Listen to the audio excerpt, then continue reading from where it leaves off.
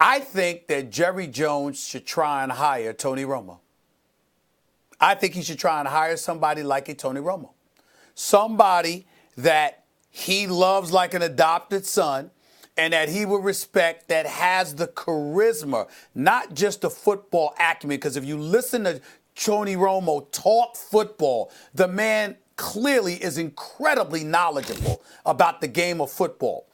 Get Tony Romo up in there, but don't just stop there. Surround and insulate yourself with people, not just your son Stephen, who I know tries, and don't get me wrong, I'm not advocating getting rid of Stephen Jones. I'm saying Stephen Jones, have somebody like Tony Romo be your GM, make sure he has the license and the power to hire the coach, but also the prime times, the Michael Irvins of the world, have them as consultants, where you're insulating yourself with folks that love the Cowboy brand just as much as you do. In the case of a playmaker like Primetime, a playmaker like Michael Irvin, a guy like Troy Aikman, insulate yourself with Super Bowl champions who you know the game because now they're on national television talking about the game, but empower somebody like Tony Romo to come in there as your GM and hire you football people. Do that.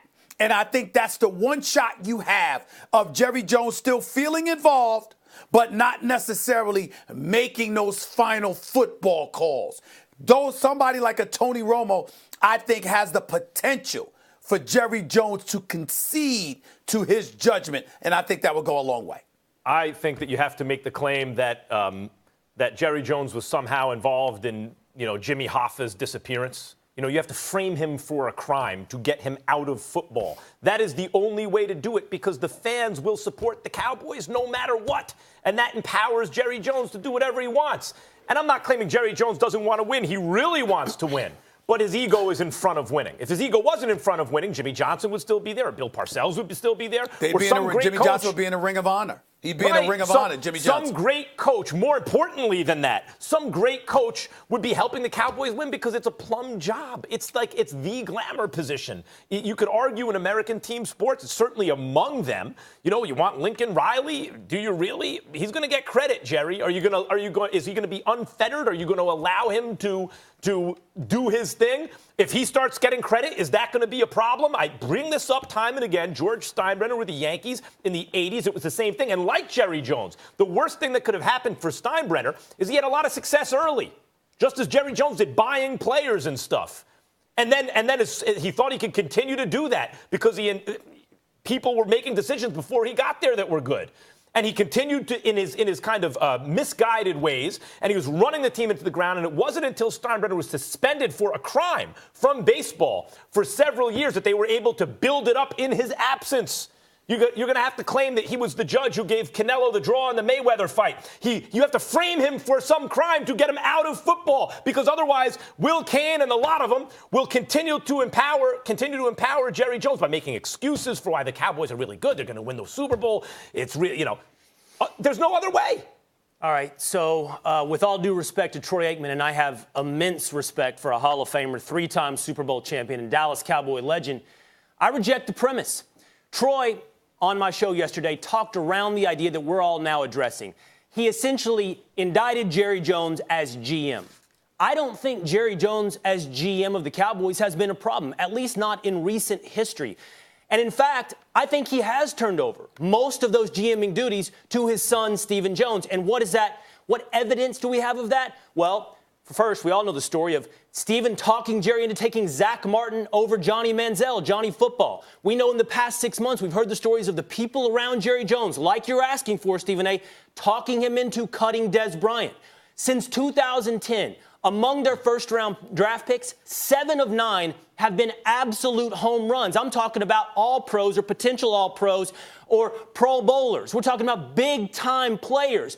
Personnel hasn't been the Dallas Cowboys issue. Now, I'm glad you've come around, Stephen A. I appreciate the compliments, and I don't mean to come back aggressively, but for a year, I've been saying the Dallas Cowboys should hire Tony Romo. Not in the position you talk about today, because I don't think GMing is the problem, despite what everybody believes. I believe coaching is the problem. Your analysis is right, Stephen A. Jerry needs somebody that he respects, that he will give authority to, and that man is Tony Romo. But you hire him to be coach of the Dallas Cowboys. I've believed it for a year. I believe it today. Well, the reason I disagree with you is because the only reason I picked GM as opposed to coach, because I'm thinking about being empowered. I think that's important. I think as long as Jerry Jones feels empowered, it's a problem. Like, for example, he might have conceded to the wishes of his son and other people in the room for that draft day story that we've articulated on numerous occasions, where he wanted to take Johnny Manziel and everybody else wanted to take Zach Martin. And Gary Myers, with his new book, How About Them Cowboys, used to write for the New York Daily News. Now he's a contributor to The Athletic. There's a book. Go check out that book, How About Them Cowboys, by the way. He was talking about how Stephen Jones, he had heard the story about how Jerry Jones wanted them to take Johnny Manziel. And Stephen Jones and others said Zach Martin. And when they took Zach Martin, Jerry Jones went over to his son and tapped him on his leg real hard and said, I'm disappointed in you. If you want to make things happen in life, you got to be willing to take risk, not to play it safe. And Stephen Jones, how that hurt his feelings because his father had been so disappointed in him. What I'm saying to you is that Jerry Jones might have conceded, but ultimately he has the power. There has to be a football guy that he's willing to say, okay, I'm going to fall back and defer to your expertise as a football guy. I don't think he'll do that with a coach. He might do that with a GM who would hire the coach.